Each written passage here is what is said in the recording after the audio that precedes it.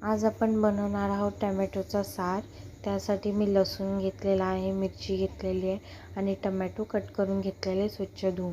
आपल्याला मिक्सरचं भांडं घ्यायचं आहे, त्यामध्ये लसूण, मिरची, टमॅटो आणि जिरे टाकायचे आहे आणि मिक्सरमध्ये बारीक करून घ्यायचं आहे।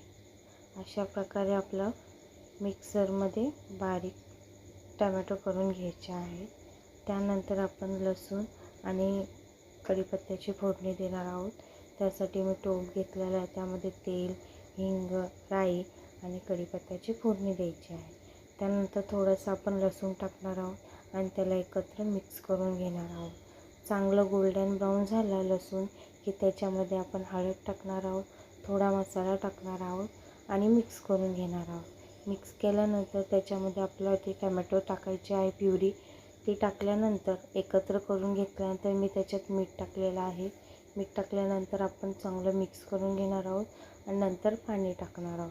पाणी टाकून झालं की त्याला चांगली उकळी येऊ द्यायची आहे, फास्ट गॅस करून ठेवायचा आहे आणि उकळी झाल्यानंतर असा आपला टमॅटोचा सार फास्ट आणि सिंपलमध्ये तयार होतो। तुम्ही नक्की ट्राय करून बघा आणि मला असं सपोर्ट करत राहा। Thank you so much.